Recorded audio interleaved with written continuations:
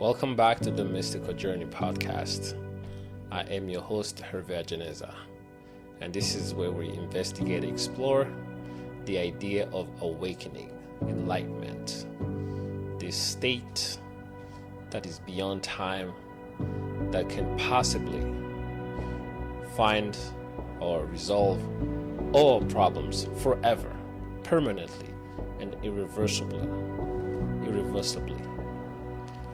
And today, as we watch the whole world almost crumble, as emotions are all-time high, we direct our attention into our inner state, and we let the outside world, which is the world of pattern, the world of change,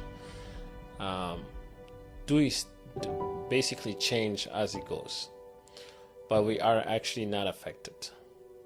And this is what today I would like to ask to inquire and explore the idea of dissatisfaction. Dissatisfaction being too content, and the idea of fear. The reason why I think these issues are important is because they are at the root of all our problems.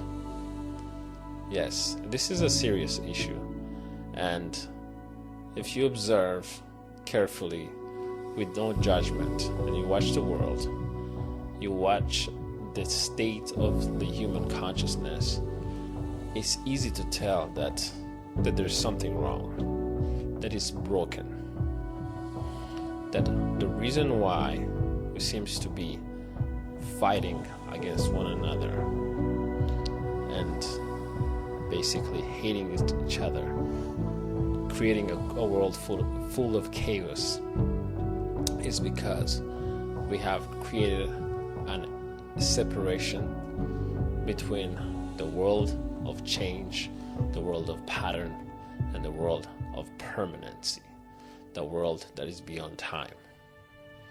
And today, let's look at why is it that we're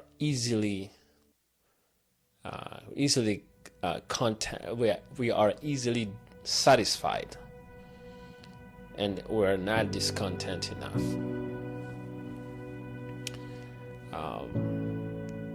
So by observing the way human beings react, we find that perhaps there is a trend.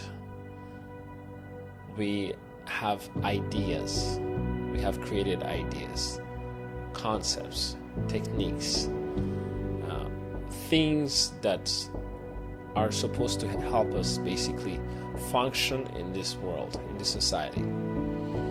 And these things are the very same things that actually create resistance for us to open the door to what which is completely permanent, which is nameless. And we are easily satisfied. We're easily satisfied when we are presented with information that always looks good on paper. And so we partake in these things, right? We partake in these institutions. This is why human beings are so obsessed with religions and dogmas and ideology, nationalism, spiritual systems, and all kinds of organized beliefs and ideas that help us apparently be effective in the society. But do they help us be free? Can we find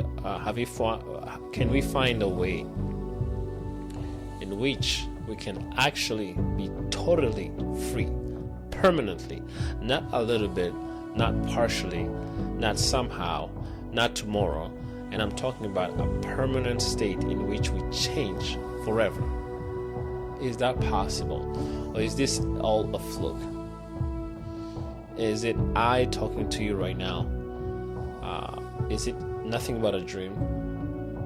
Or is it actually possible? Instead of going the normal route of gurus offering all kinds of ways to get somewhere, you and I, you Dionysus and I, can actually inquire and look at these things and to see if it's possible. Why are we so obsessed with the ideas of God? What is God? Should we pray? Should we be chanting? Should we be creating these rituals to these gods? What is a god? Should we be doing this and this and that? Or is this something that we have created to actually cling on because there is something behind this concept that we don't want to deal with? We are concerned about these things because we have created this world. This is a world that looks like a mess. This is chaos right now. And it has nothing to do with what's happening in certain parts of the world that we know of. But it doesn't matter if it's yesterday or tomorrow. Our inner world has affected anything that's happening in the external world, and we are responsible collectively. And you and I can sit down today and inquire about these things and see if we can resolve it, but once and for all.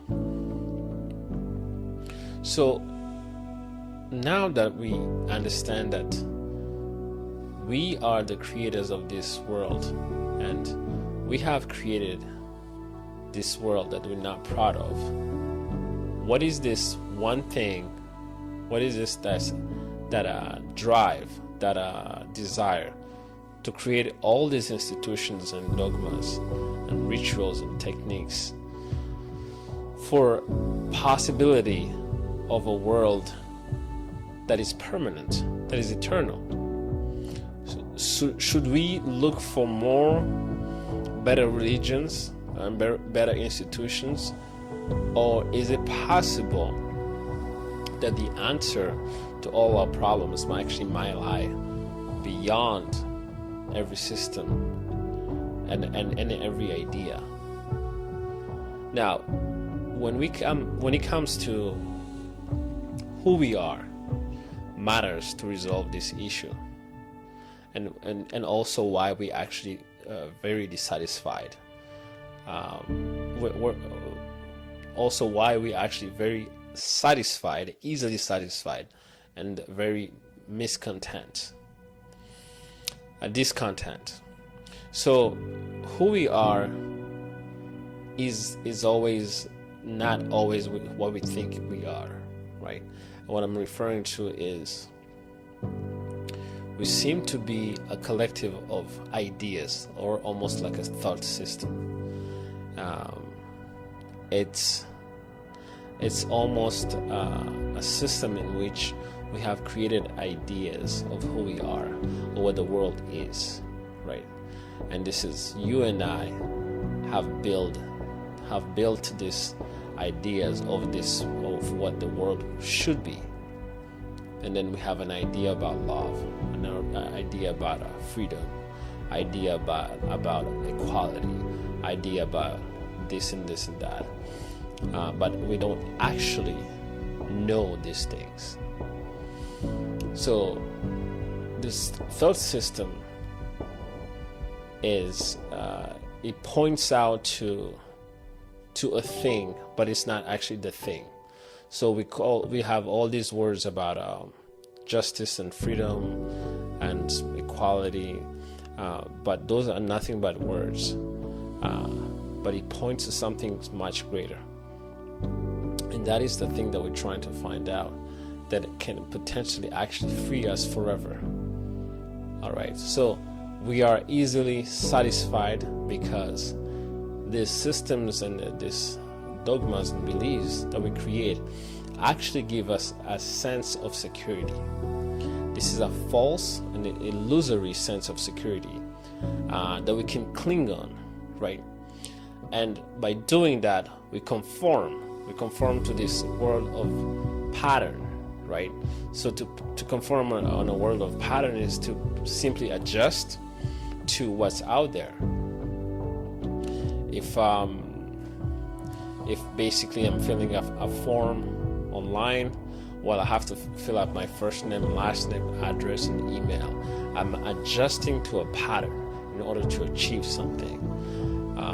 Now, but there is another world. There is another world that we don't talk about, and potentially this is the world that actually has. It's a world that is permanent, right? Now, the reason why we are easily satisfied and discontent, not discontent enough, is because if we are discontent, we'll start to inquire, to ask questions. If you ask questions, then we can actually start uncovering truth, that which transcends all ideas. So then why are we easily satisfied, not discontent enough in order to inquire? What is it that we're hiding? What is it that we might be afraid of? Is it because that there is something that we never really get to explore until it's almost too late? Is it because there is fear? Fear, just like pleasure, is all created by the mind. This thought system that lives in this made-up world. But fear of death. We fear psychologically the death of this body and what comes with it. And because of that, we're trying to cling on anything that would actually gives us almost a sense of security or safety until it's over. We don't know what happens after death, despite all the books that have been written about death from the ancient world, and we avoid talking about death because that would actually open doors to resolving our issue. So now, what is death? What is really death? Is that the reason, the root of all our problems? Is what does death actually symbolizes? Now, the ego, you and I, are nothing but egos. Okay, this is on a superficial level. We have a name, we have a birth date, we have a culture, we have a race, we have a gender, and all of that. So those are things we can name, but there is something that we can't name, and that is the one thing that we can't, that we have resisted, because we have fear of death. This fear of death is nothing but the end of the ego, the thought system. When this ends, now that which is nameless, that which is completely unknowable and cannot be described, can actually come in play. And there we have vitality. There we have a state of bliss. There we actually can resolve all our problems all together, all at once. Not partially, not in incrementals, not resolving it in 3 months or 6 months or a year, because there is a sense of urgency. And so again, by inquiring, we can discover the root of all problems. Because one thing human beings are so good at is pretending that they're resolving an issue by simply patching it, by masking the pain, right? And not actually dealing with the root of all the problems. So, is it possible to end and completely the ego, this thought system that actually prevents us to connect to what people call source? In this channel, we're concerned only with what's permanent. If that's possible, how can we do that? Is there a way? Do we need more techniques? Should we do more yoga? Should we do meditate more? Should we look at the ancient ways of meditation? Should we do more rituals for a particular god? Should we invent another technique? Should we try more breathing techniques? What should we do here to resolve this issue once and for all? Not a little bit. Well, since everything we created, for all these beautiful techniques that we created, it's a natural inclination. We do have that to cling on it. Once we cling on it, we actually resist the flow of life. That therefore, the last thing we need is not actually a new technique or new thing to do. It's simply to observe. To observe our thought system, the world, without actually being caught up in it, without actually naming anything, just to be in a state of observation. Observation allows us to detach ourselves from naming things, but still being able to observe with all our senses, all our vitality. And therefore we can observe without actually saying, this is bad, this is good, this is hot, this is cold, this is evil, this is dark, this is white, this is black. And then if we can do that, we can actually stand from the world of permanency, looking at the world of pattern. And this connects the two words and basically makes us whole again. Now, again, instead of actually believing what I'm saying or rejecting it or trying to compare it to anything, are you able to inquire yourself and look at it and see if it's possible for us to be completely free? This is what this whole channel is about. That we can actually uncover this resistance that make us be easily satisfied, not discontent enough, in order to cover the real problem, which is fear of death, which is the end of the ego. But it's only fair that we look closely at observation. This ability to sit down on a bench on a Saturday afternoon and just watch and observe people passing, cars, dogs, sunshine, trees, and everything.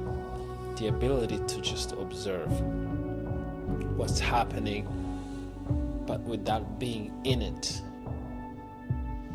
This is beyond what a concept is, but this is the doorway to which we can learn to really uncover the end of the ego.